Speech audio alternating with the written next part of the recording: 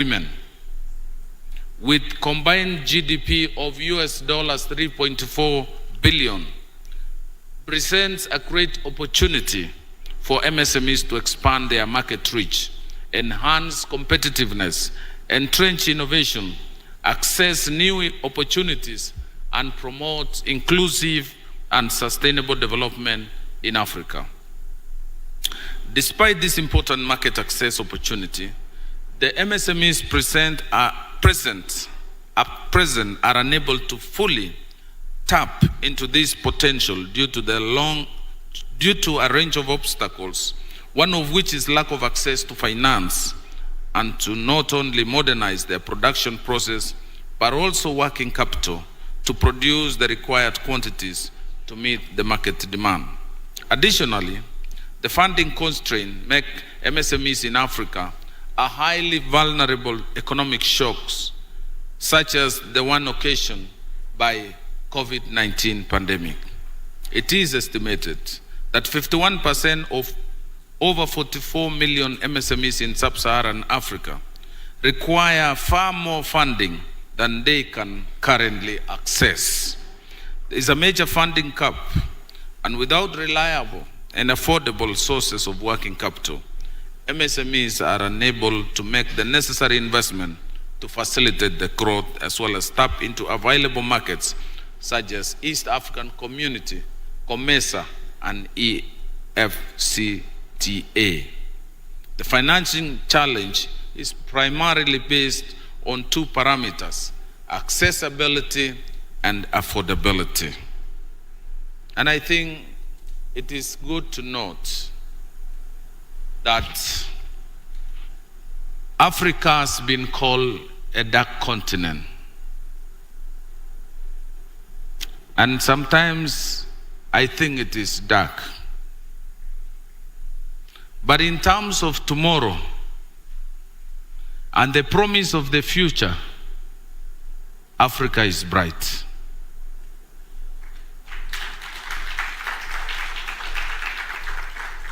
We are beginning a new scramble of the world. We have a young, vibrant, energetic population across Africa. Population that is lacking in the rest of the world. When you travel across the world, the average working age of those other people, in those other jurisdictions, in those other economies, is above 50 years. The average age of our people in Africa is 30 years. This is a resource that we can tap and utilize. We have many resources. Manpower is a leading resource. Money, machinery, and material are the other resources. But the most important resource is manpower and human resource, which we in Africa must utilize and exploit this potential. They scrambled for Africa in 1900. The next scramble in Africa is not for our minerals, our resources, our underground wealth, but the power of our people, the power of and the energy of our human resource. So we must invest in our human resource. We must invest in our training institutions. We must bring together, we must increase connectivity so that the milk from Kenya can get to DRC. Milk from Nandi County can be processed in Nandi County and transported, or through logistics can be in DRC or in any part of Africa. And also the resources from that part of Africa can get to Kenya so that we are fully integrated. But the challenge of Africa, if we were to process milk in Nandi County, we will have to transport all the way to Mombasa by road. And from Mombasa, we will go through Cape Town, Durban, all the way to DRC. That will take about 2 weeks or 3 weeks for that milk to reach Kinshasa. Kinshasa imports milk from Europe every day. Why can't we Why can't we integrate Africa so that whatever we produce in Kenya and whatever is produced in our neighbors can be distributed across this continent so that we exploit, we utilize the population, the market that we have. Today we are talking about East African community, a community of 300 million people from coast to coast, from one corner of Africa to the other part of Africa. This is an opportunity that we have in Africa, and we must utilize it.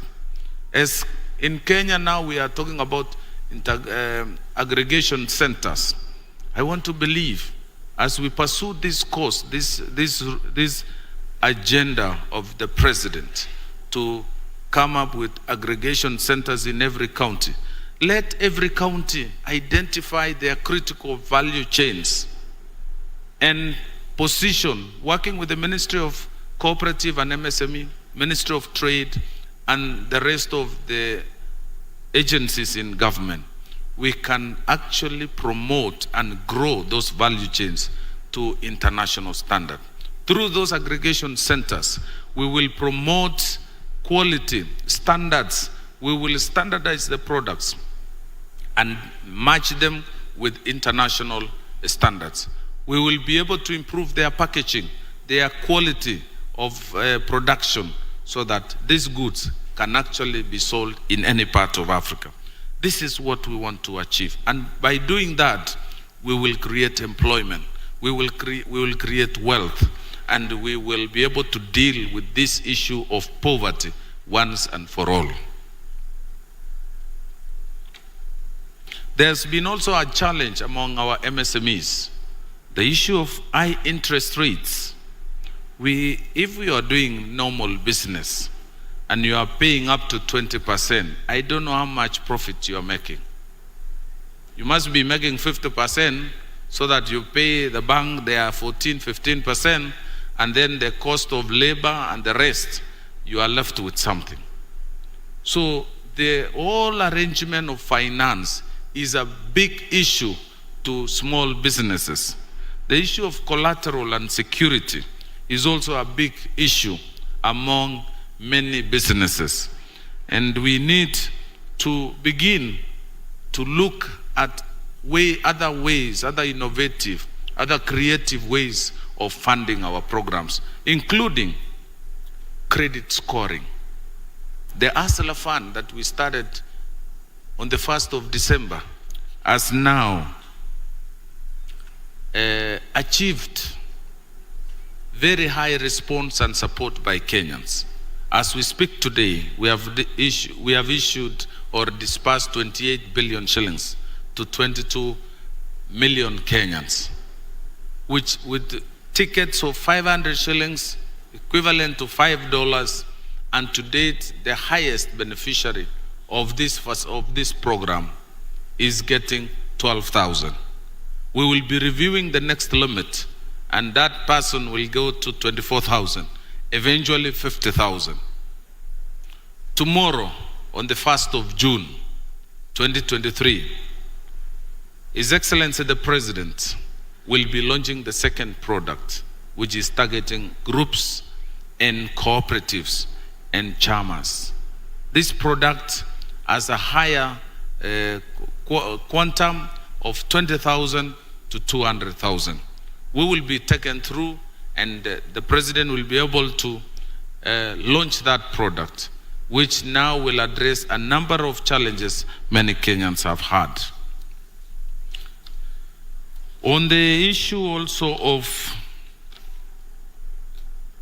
connectivity, this is a big issue in Africa, and I think this has again been a discussion in our conference. We need to connect Africa. We need to move from the analog way of doing business to now digitalizing our business. With higher penetration of telephone connectivity, we can improve business across Africa and across our countries.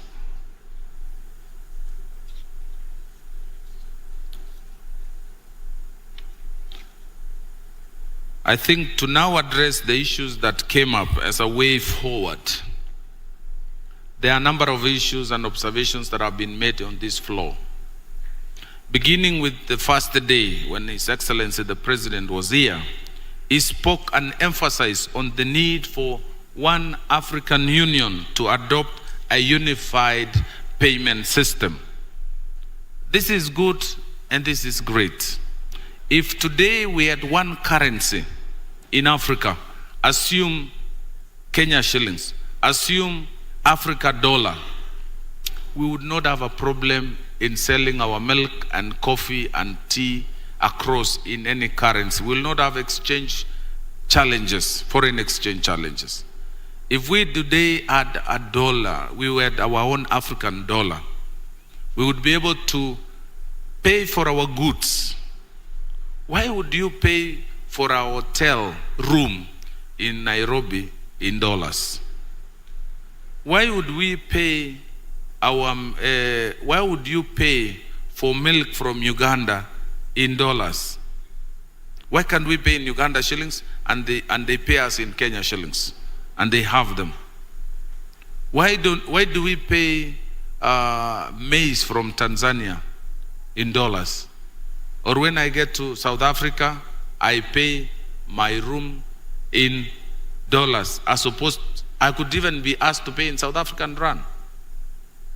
But because we have cornered ourselves with this currency, Africa is challenged. We can free ourselves by strengthening a common payment system.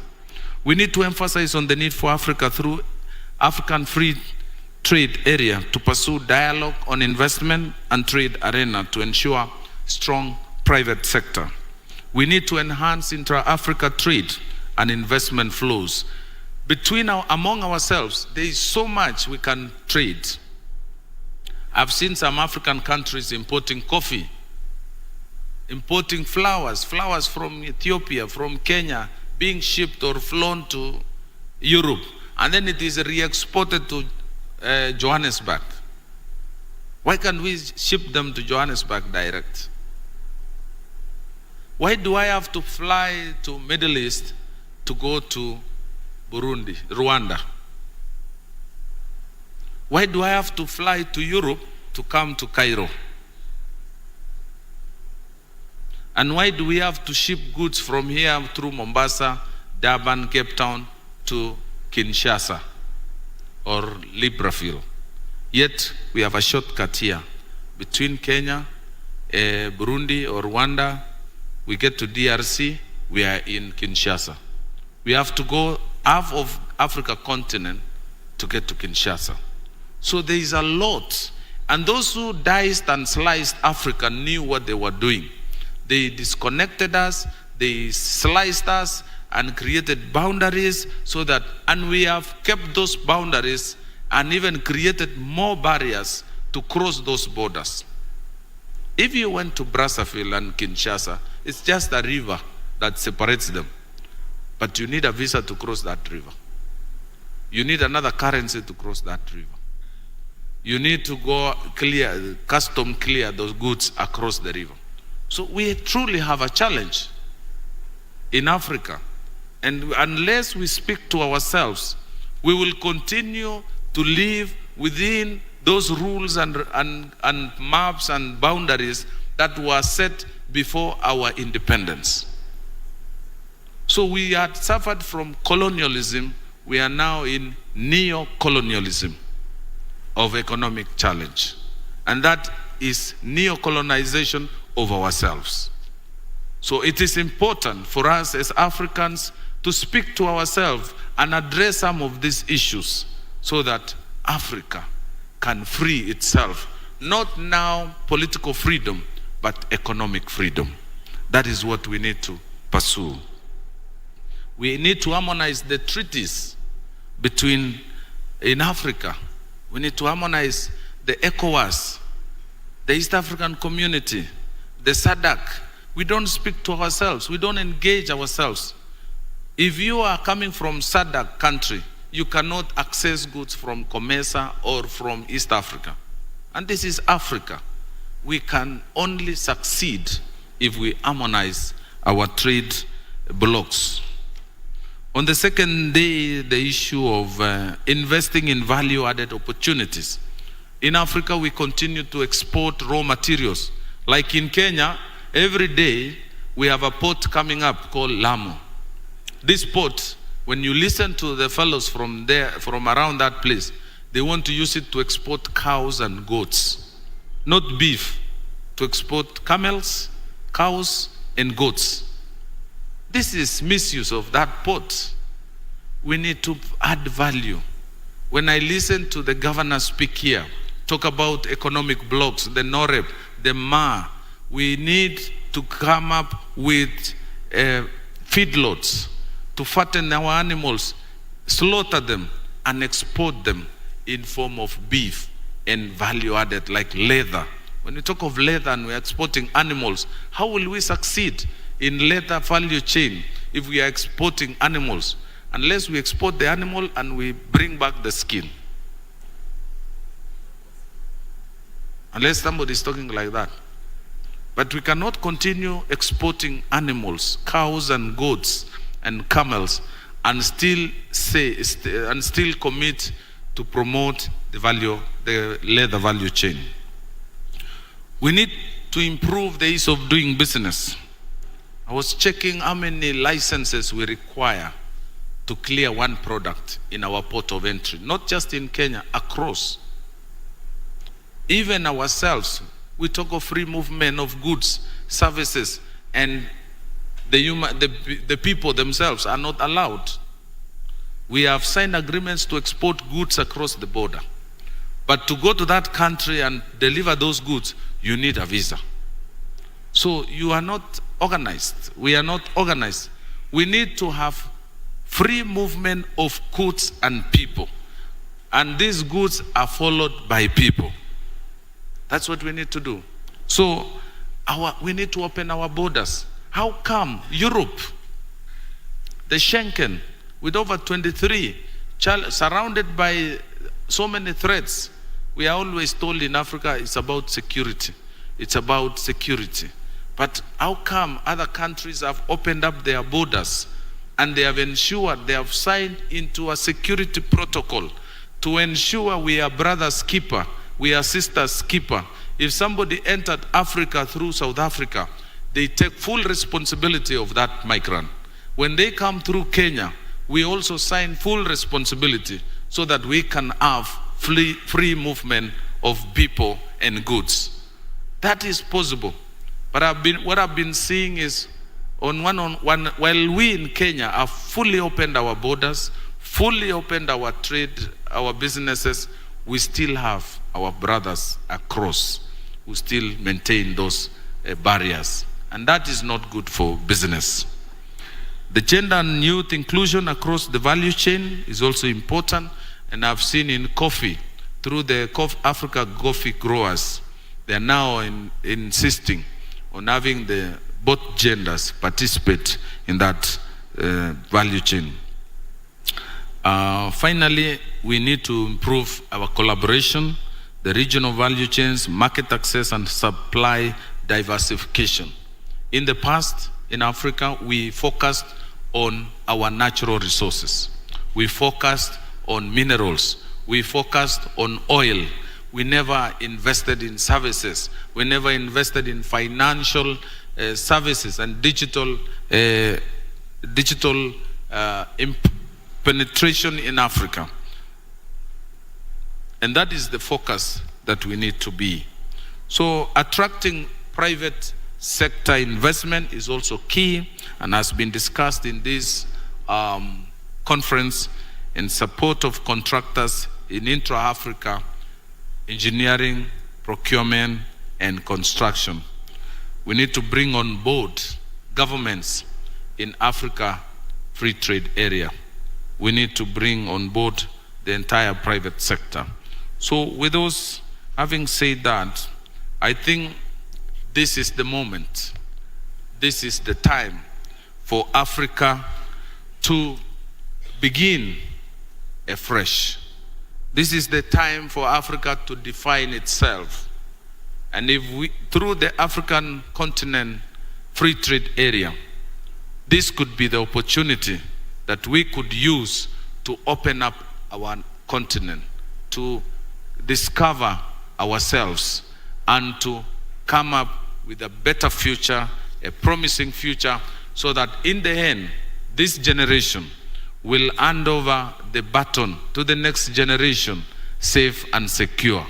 We should free ourselves fully from those boundaries, from those, from the slicing and dicing by the colonialists, and truly exploit and enjoy what God has given us, the natural resources, so that we can make Africa a great continent. So with those many remarks, I now wish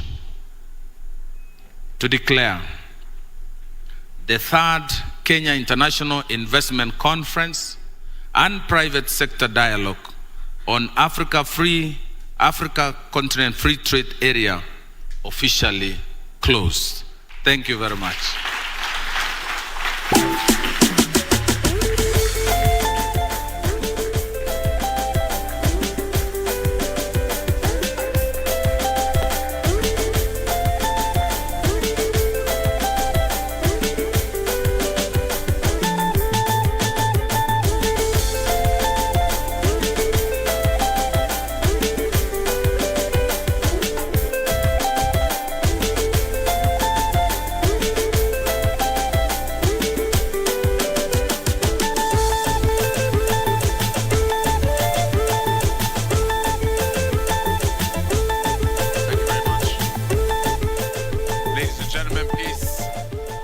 Be upstanding and please stay standing for the Kenya National Anthem, the AU Anthem, and the East African Anthem. Thank you.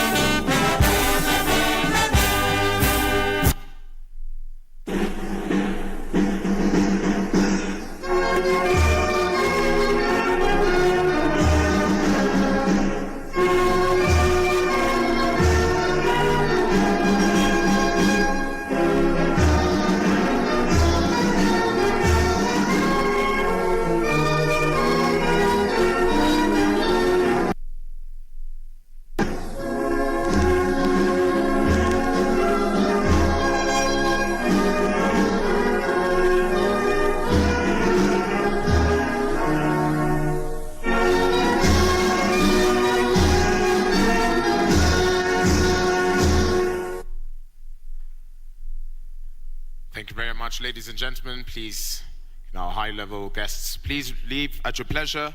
Lunch will be served at Nyamachoma. Thank you very much, ladies and gentlemen. That marks the end of our conference. Thank you.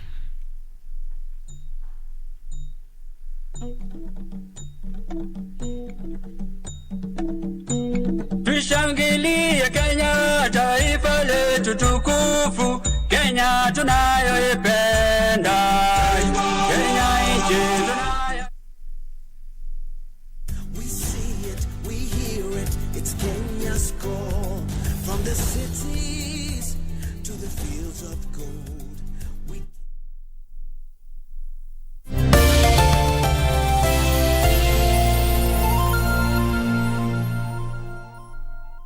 Iwapo unakohoa, unahisi uchungu kwenye kifua, uchovu kila wakati, joto jingi mwilini, unakosa hamu ya kula au kupoteza uzito haraka bila kukusudia, na kutokwa na jasho jingi usiku, waweza kuwa waugua TB.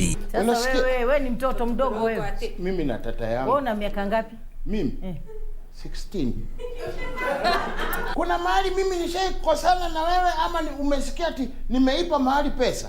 You are very romantic and professional. Sina swali lingine kwa bibi yangu. TB yaweza kuangamiza jamii yako. Usikubali. Matibabu ni bila malipo katika hospitali zote za serikali.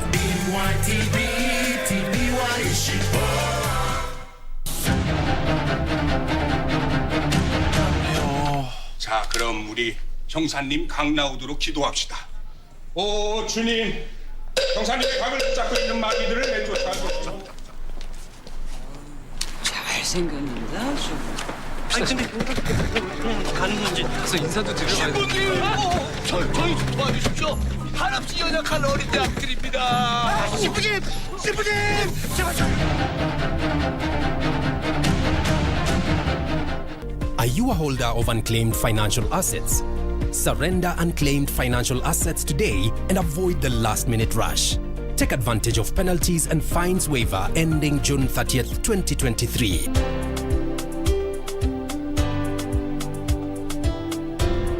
Do not wait for the June 30th, 2023 deadline.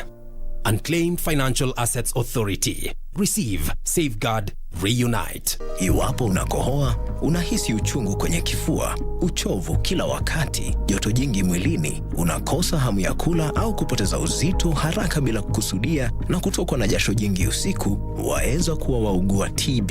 Sasa wewe ni mtoto mdogo wewe. Mimi na tata yangu. Wewe una miaka ngapi? Mimi? 16. Kuna mahali mimi nishaikosana na wewe ama umesikia ati nimeipa mahali pesa? You are very romantic and professional. Sina swali lingine kwa bibi yangu. TB yaweza kuangamiza jamii yako. Usikubali. Matibabu ni bila malipo katika hospitali zote za serikali.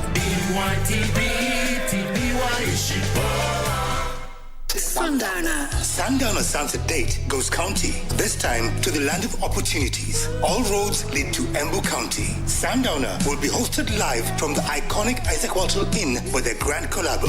Catherine Donye and John Obongo Jr., the Wicked Weekend Man, and thereafter John Karani JK will keep you on your feet with hits from the 80s and 90s till late. Good morning, Mr. Walker. There will be country music performances by Carrie B, karaoke sessions with Kid Karaoke, and much more fun. No dull moment when Sundowner fans get together. Sundowner Sunset Date Embu County Edition, proudly brought to you by KBC English Service and the Kenya Tourism Board on 3rd June 2023 at the Isaac Walton Inn, starting at 2 p.m. Entry 500 shillings at the gate. Tembea Kenya, Tembea Embu.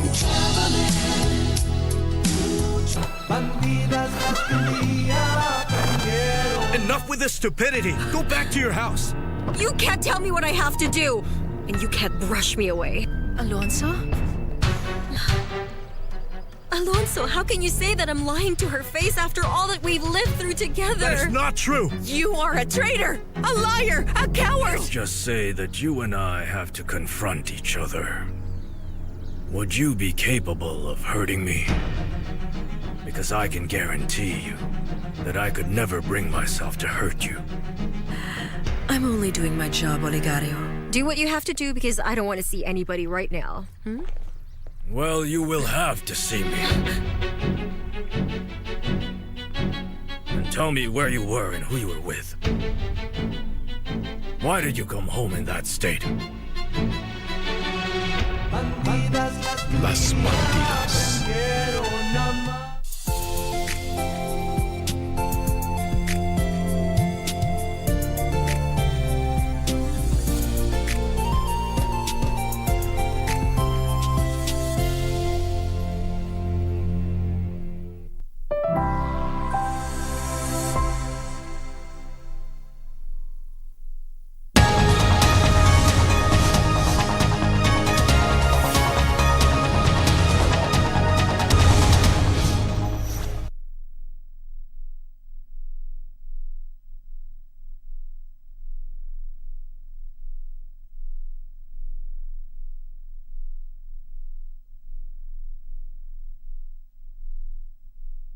Day of May, the date being the very 31st of May, the year is 2023.